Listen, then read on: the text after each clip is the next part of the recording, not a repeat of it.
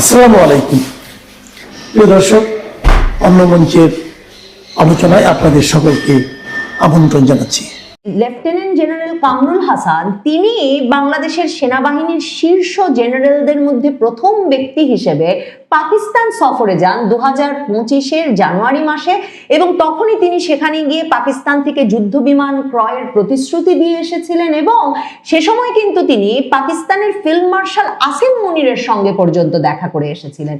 পাকিস্তানের সেনাবাহিনীর সঙ্গে এতটা হৃদ্যতাপূর্ণ সম্পর্ক যার, সেই লেফটেন্যান্ট জেনারেল কামরুল হাসানকে যে বার্তা দেওয়া হলো, সেটাই সবচেয়ে গুরুত্ববাহী বার্তা তারেক রহমানের তরফে। বাংলাদেশের আর সব গুরুত্বপূর্ণ প্রতিষ্ঠানের মতো যেমনটা প্রত্যাশা করা হয়েছিল, বাংলাদেশের সেনাবাহিনীতেও শীর্ষ পদগুলোতে বড় ধরনের রদবদল এনেছে তারেক রহমান সরকার। নবনির্বাচিত বিএনপি সরকার ক্ষমতায় আসার পরেই এই আশঙ্কা, এই জল্পনা তুঙ্গে উঠেছিল যে বহুল আলোচিত সেনাপ্রধান ওয়াকারুজ্জামানের সঙ্গে নবনির্বাচিত প্রধানমন্ত্রীর সম্পর্কটা কেমন। 18 মাস এতটা ঘটনাবহুলভাবে যাওয়ার পর তিনি এই সেনাপ্রধানের ওপর আস্থা রাখতে পারেন কিনা, এসব নিয়ে যখন ওয়াকার বাহিনীর ভেতরে, সেনাবাহিনীর ভেতরে বাইরে জল্পনা তুঙ্গে ছিল, তারেক রহমান নবনির্বাচিত প্রধানমন্ত্রী প্রত্যাশা অনুযায়ী সেনাবাহিনীর শীর্ষ পদে বড় ধরনের রদবদল এনেছেন।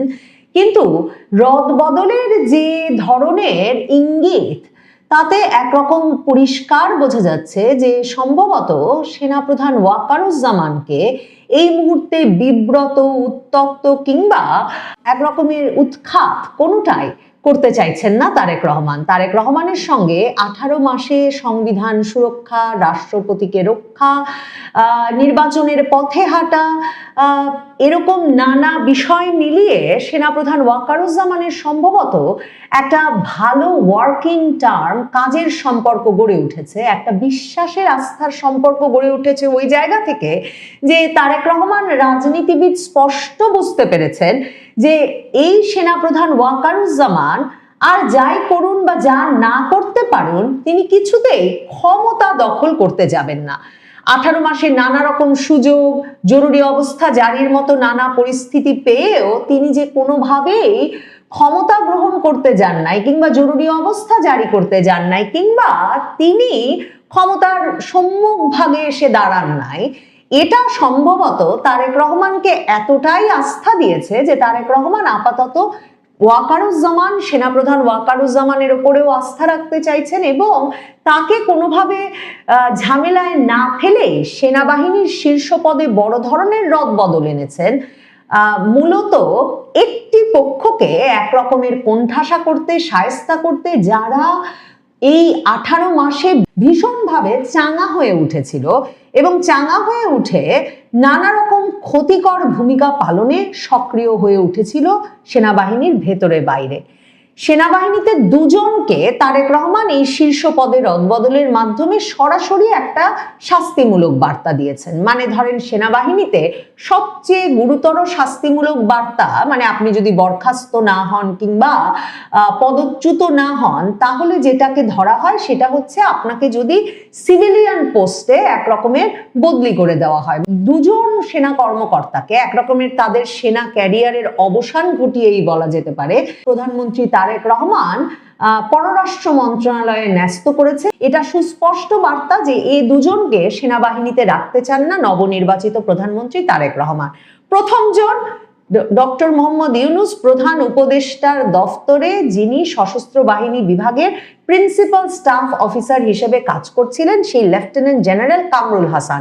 এবং লেফটেন্যান্ট জেনারেল কামরুল হাসান হচ্ছেন সেই ব্যক্তি যাকে কিনা 2025-এর ফেব্রুয়ারি থেকে, যখন থেকে ওয়াকার না হাসনাত, ওয়াকার না হাসনাত স্লোগান উঠলো, হাসনাত আব্দুল্লাহ হঠাৎ ফেসবুক স্ট্যাটাস দিয়ে দিলেন যে ওয়াকারুজ্জামান আওয়ামী লীগকে পুনর্বাসন করতে চাইছেন ভারতের প্রেসক্রিপশনে, এবং সেই কথা বলতে তিনি ডেকে পাঠিয়েছিলেন তাদেরকে সেনা সদর দপ্তরে, এবং তারপর রাজপথ গরম হয়ে উঠলো যে সেনাপ্রধান রিফাইন্ড আওয়ামী লীগ চায়, কাজেই এই সেনাপ্রধানই তাদের আর দরকার নাই, এবং ওয়াকার না হাসনাত, ওয়াকার ওয়াকার স্লোগানে সারা রাজপথ প্রকম্পিত হলো। তখন থেকে ডক্টর মোহাম্মদ ইউনূস আর ডক্টর মোহাম্মদ ইউনূসের ডান হাত হিসেবে এক রকমের তার সরকারে থাকা খলিলুর রহমান, তারা তারপর থেকে বিভিন্ন দফায় চেষ্টা করেছেন নির্বাচন পর্যন্ত ওয়াকারুজ্জামানকে সরিয়ে তার জায়গায় লেফটেন্যান্ট জেনারেল কামরুল হাসানকে সেনাপ্রধান বানানোর।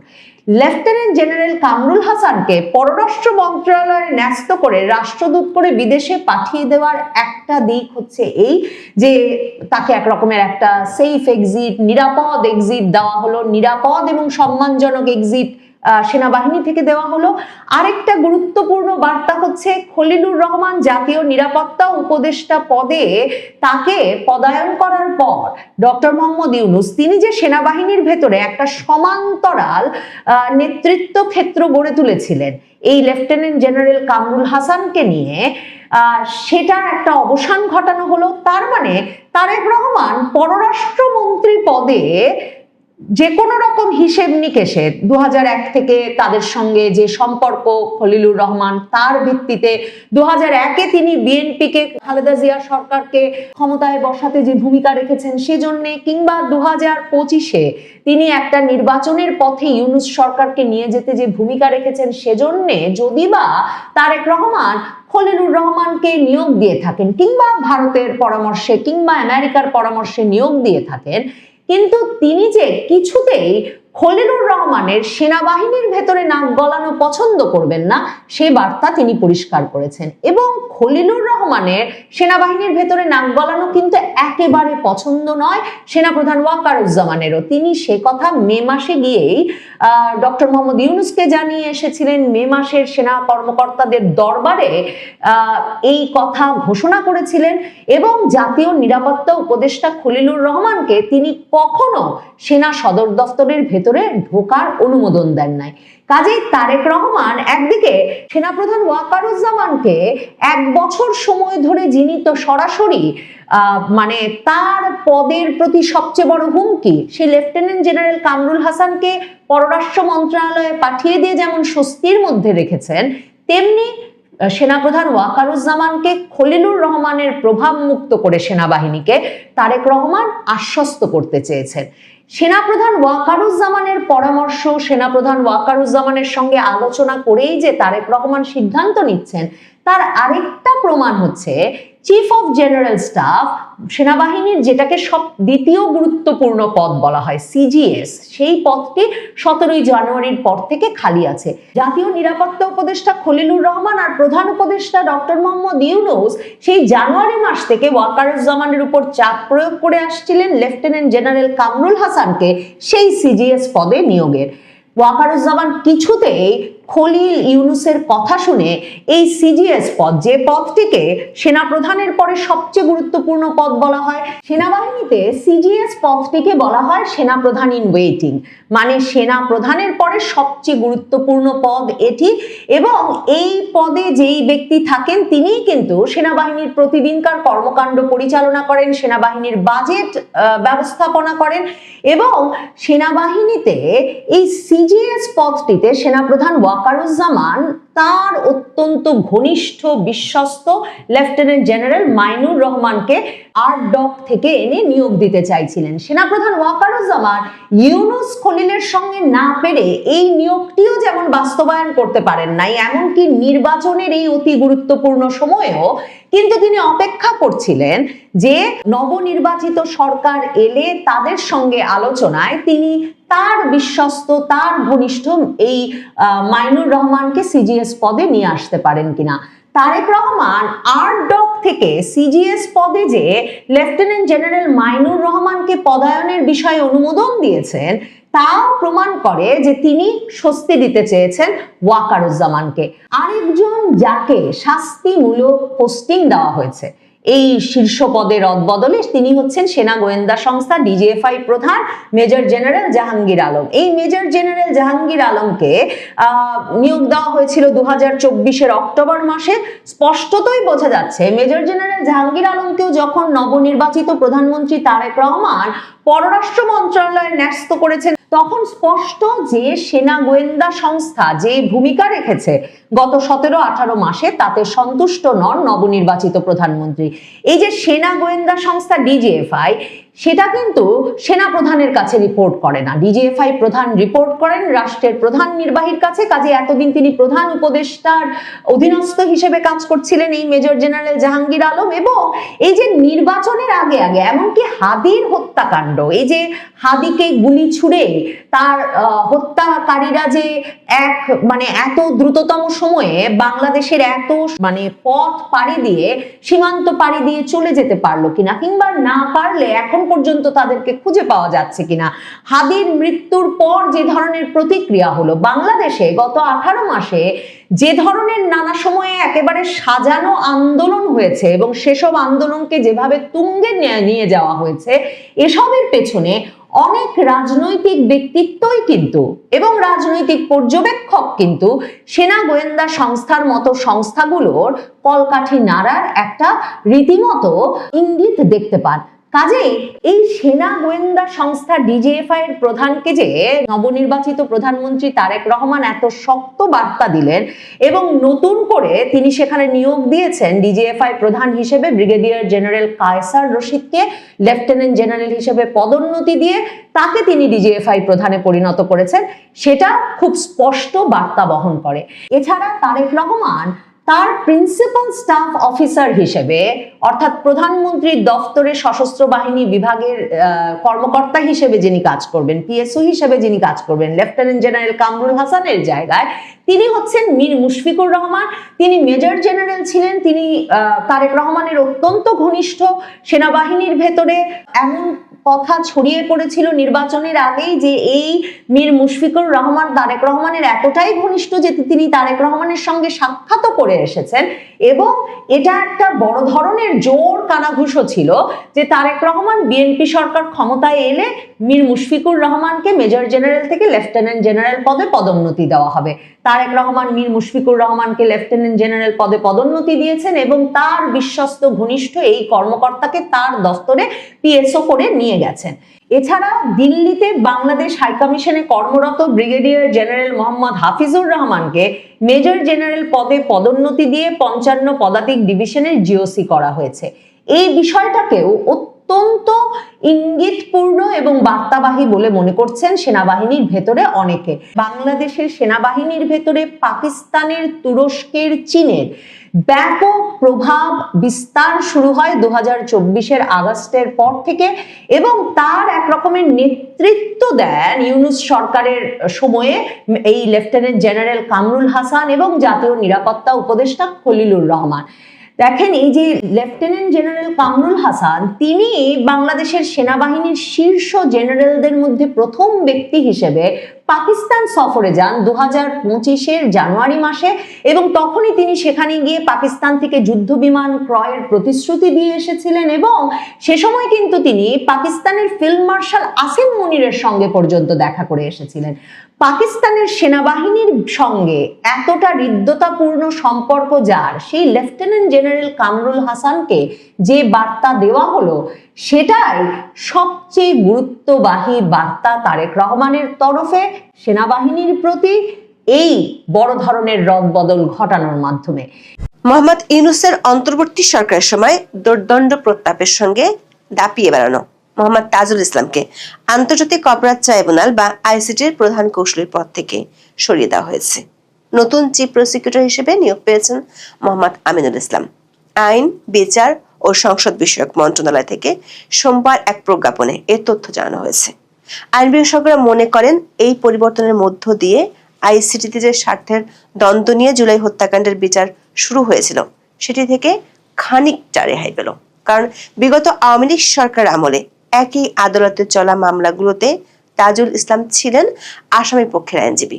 ক্ষমতার পালা বদলে তাজুল ইসলাম রাতারাতি হয়ে যান রাষ্ট্রপক্ষের আইনজীবী। তাজুল ইসলামকে সরিয়ে দেওয়া হলেও প্রসিকিউশনে এখনো অনেক আইনজীবী আছেন যারা যুদ্ধাপরাধীদের আইনজীবী ছিলেন। দেশি বিদেশি নানা সংস্থা এমনকি সংবাদ মাধ্যমেও এই স্বার্থের দ্বন্দ্ব নিয়ে প্রশ্ন উঠলে অন্তর্বর্তী সরকার ছিল নীরব দর্শকের ভূমিকায়। উল্টো বিচারকদের সামনে দাঁড়িয়ে আসামি পক্ষের আইনজীবীকে তাজুল ইসলামের প্রকাশ্যে হুমকি দেয়া, পাবলিক সভায় প্রকাশ্যে খুনের মতো ফৌজদারি অপরাধের বিচার তাড়াহুড়ো করে করার মতো বক্তব্য দিয়ে বহু বিতর্কের জন্ম দিয়েছিলেন। আইন বিশেষজ্ঞরা বলছেন তাজুল ইসলামকে সরিয়ে দেওয়ার মাধ্যমে রাজনৈতিক পক্ষপাতিত্বমূলক বিচারের আশঙ্কা থেকে কিছুটা মুক্ত হওয়া গেলেও এখনো সবচেয়ে বড় প্রশ্নটি শুরু হওয়া বাকি আছে। সেটি হলো, যেভাবে অন্তর্বর্তী সরকার চারবার অধ্যাদেশের মাধ্যমে আন্তর্জাতিক অপরাধ ট্রাইব্যুনাল আইনটি সংশোধন করেছে, সে প্রক্রিয়া ও সংশোধনের অনেকগুলো বিষয় ছিল অসাংবিধানিক। বিষয়টি নিয়ে অনেক দেশি ও বিদেশি সংস্থা এবং আইনজীবীরা প্রশ্ন তুলেছিলেন। বিএনপি ক্ষমতায় আসার পর থেকে সাংবিধানিক প্রক্রিয়ায় আইনের শাসন প্রতিষ্ঠার উপর জোর দিয়ে যাচ্ছে। প্রশ্ন উঠেছে, সংবিধানের এত বড় লঙ্ঘনের মধ্য দিয়ে যে বিচার প্রক্রিয়া চলছে তার সংশোধনের জন্য বাংলাদেশের নতুন সরকার কি আদৌ কোনো পদক্ষেপ নেবে? বিস্তারিত জানতে চলুন যাওয়া যাক বিশ্লেষণে।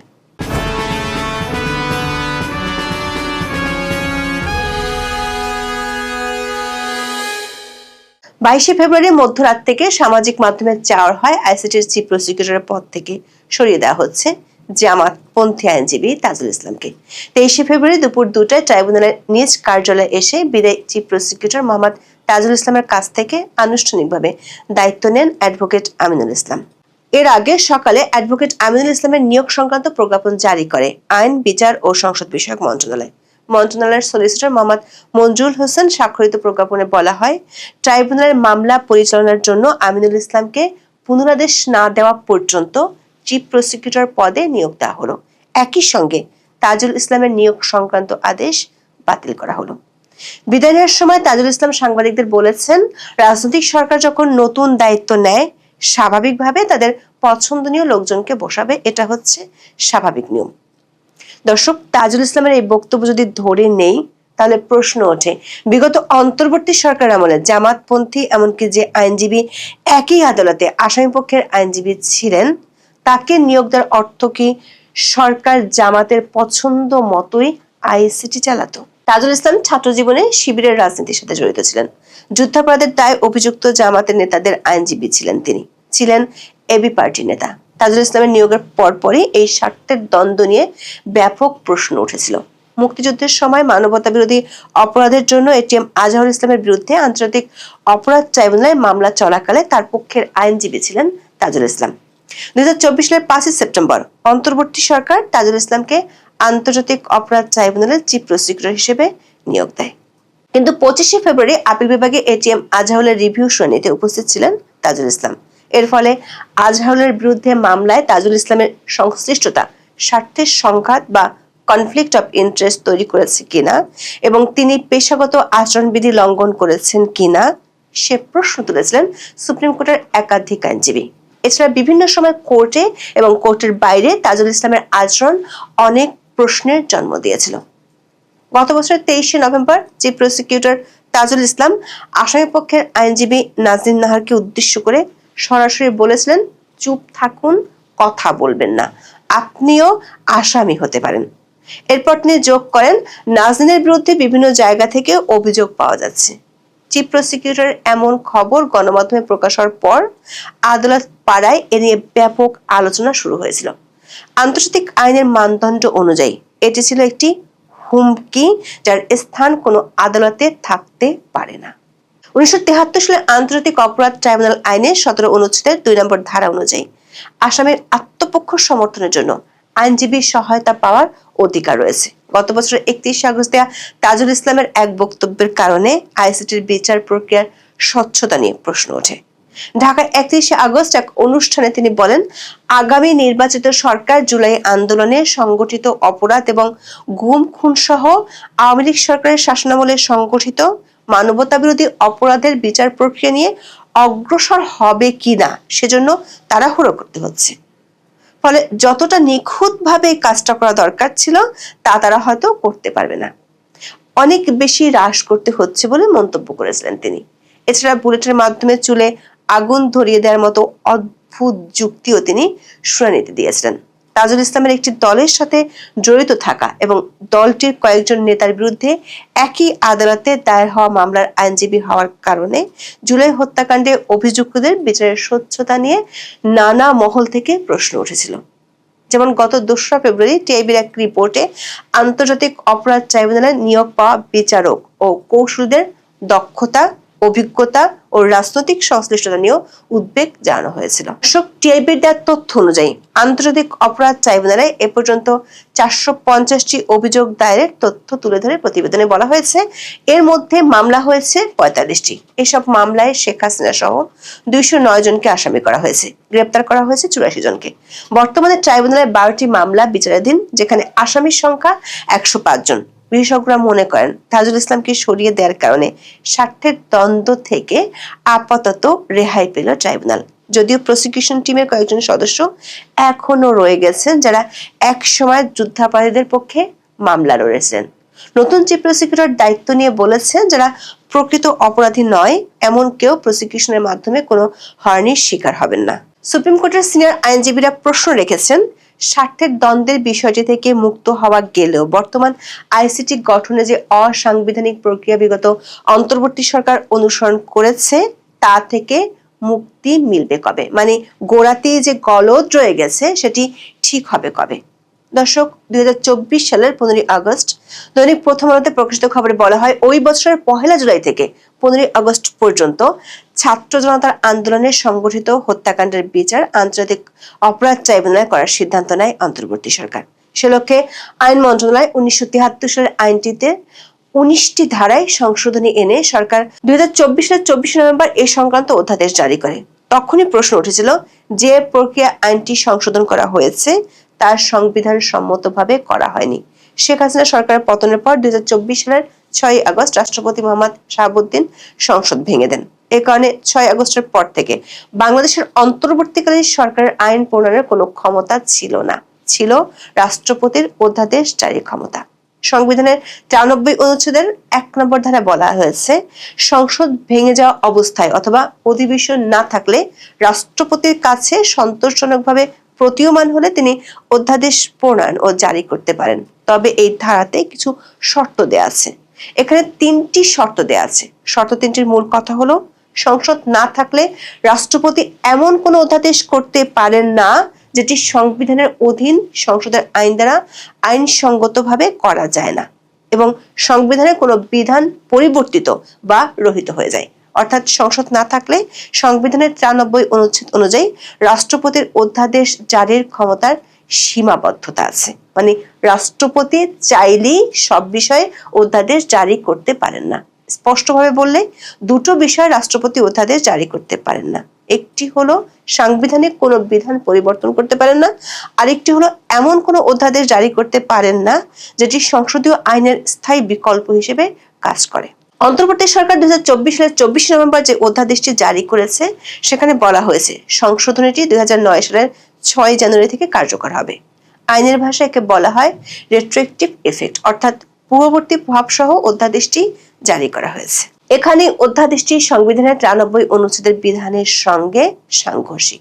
সংবিধানের 3য় ভাগে 26 থেকে 47 অনুচ্ছেদে মৌলিক অধিকারগুলো তুলে ধরা হয়েছে। সংবিধানের 7 নম্বর অনুচ্ছেদের খ ধারা অনুযায়ী কোন অধ্যাদেশ দিয়ে সংবিধানের 3য় ভাগের কোন অনুচ্ছেদ বাতিল এবং এর বিরোধী কোনো কিছুই রাষ্ট্রপতি জারি করতে পারেন না। আমাদের বিশ্লেষণ হলো, আন্তর্জাতিক অপরাধ ট্রাইব্যুনাল আইনের সংশোধনের জন্য 2024 সালের 24 নভেম্বর যে অধ্যাদেশ জারি করা হয়েছে সেটি সংবিধানের মৌলিক অধিকারের 35 অনুচ্ছেদের 1 নম্বর ধারার সুস্পষ্ট লঙ্ঘন। ধারাটিতে বলা হয়েছে, অপরাধের দায়যুক্ত কার্য সংগঠনকালে বলবৎ ছিল এমন আইন ভঙ্গ করার অপরাধ ছাড়া কোনো ব্যক্তিকে দোষী সাব্যস্ত করা যাবে না এবং অপরাধ সংগঠনকালে বলবৎ সেই আইন বলে যে দণ্ড দেয়া যেতে পারত তাকে তার বেশি বা তার থেকে ভিন্ন দণ্ড দেয়া যাবে না। আইসিটি আইনের সবশেষ সংশোধনী অনুযায়ী 2009 সালের 6 জানুয়ারি থেকে বিগত আওয়ামী লীগ সরকারের আমলে হওয়া গুম খুনের ঘটনা ও জুলাই হত্যাকাণ্ডগুলো বিচার এই আইনের অধীনে করা যাবে। অথচ সংবিধানের 35 অনুচ্ছেদের 1 নম্বর ধারা বলছে, যেহেতু এটি মৌলিক অধিকার, তাই অপরাধ সংগঠনের সময় যে আইন ছিল সে আইন দিয়ে বিচার করতে হবে। 1973 সালে আন্তর্জাতিক অপরাধ ট্রাইব্যুনাল আইনটি প্রণীত হয়েছিল। আন্তর্জাতিক আইনের অধীনে 1971 সালের মহান স্বাধীনতা যুদ্ধে গণহত্যা, মানবতা বিরোধী অপরাধ, যুদ্ধাপরাধ এবং অন্যান্য অপরাধের জন্য ব্যক্তিদের আটক, বিচার ও শাস্তি দেওয়ার জন্য। যুদ্ধাপরাধীদের বিচারের জন্য বিগত আওয়ামী লীগ সরকার 2009 ও 2013 সালে আইনটি সংশোধন করেছিল। সেই সংশোধনী পাশ হয়েছিল সংসদে, কিন্তু সংবিধানের মৌলিক মানবাধিকার অনুচ্ছেদের সাথে সাংঘর্ষিক কোনো সংশোধনী অধ্যাদেশের মাধ্যমে করা সম্ভব নয়। সেটি করতে হলে অবশ্যই সংসদের মাধ্যমে করতে হবে। বিশেষজ্ঞরা মনে করছেন, সে হিসেবে অন্তর্বর্তী সরকার আইসিটি আইনের সংশোধনের যে অধ্যাদেশ জারি করেছিল তা দিয়ে 2024 সালের 24শে নভেম্বর থেকে সংগঠিত একই ধরনের অপরাধের বিচার করা সম্ভব। তার আগের অপরাধগুলোর বিচার করলেও আদালতের রায় দেওয়ার এখতিয়ার নিয়ে প্রশ্ন। আইনজীবীরা মনে করেন, অন্তর্বর্তী সরকার অধ্যাদেশ প্রণয়ন করতে পারেন, কিন্তু সাংবিধানিক বিধান বা মৌলিক আইন প্রণয়নের কাঠামো সংশোধন, বাতিল বা অগ্রাহ্য করার ক্ষমতা তাদের নেই। ট্রাইব্যুনালের এখতিয়ার নিয়ে 2025 সালের 20শে জানুয়ারি জিয়াউল হাসানের পক্ষে তার আইনজীবী আদালতে চ্যালেঞ্জ করেছিলেন। সেখানে অনেকগুলো ইস্যুর পাশাপাশি এই বিষয়টিও আদালতের নজরে আনা হয়েছিল। তবে আন্তর্জাতিক অপরাধ আদালত এ ধরনের আপিল শোনার এখতিয়ার তাদের নেই বলে রিটটি বাতিল করে দেয়। আইনজীবীরা বলছেন, আইনের ভাষায় এটাকে বলা হয় ডক্ট্রিন অফ কলারেবল লেজিসলেশন বা ফ্রড অন দ্য কনস্টিটিউশন বা সংবিধান জালিয়াতির মতবাদ। আইনজীবীরা বলছেন, 1973 সালে আইনটি করা হয়েছিল 71-এর স্বাধীনতা যুদ্ধের সময় সংগঠিত অপরাধগুলোর বিচারের জন্য। রোম সংবিধি সহ আন্তর্জাতিক আইনগুলোর বিধান অনুযায়ী এ ধরনের আইনের জন্য শর্ত হলো অবশ্যই যুদ্ধ সংঘটিত হবে। কোনো সাধারণ রাজনৈতিক বিরোধ সংঘাতকে এই আইনের আওতায় দেখার সুযোগ নেই বলে মনে করেন বিশেষজ্ঞরা। দর্শক, অন্তর্বর্তী সরকার চারবার এই আইনটি সংশোধন করে আলাদা আলাদা অধ্যাদেশ জারি করেছিল। যখন যাকে ঘায়েল করার দরকার হয়েছে তখনই তারা এটাকে অস্ত্র হিসেবে ব্যবহার করেছে।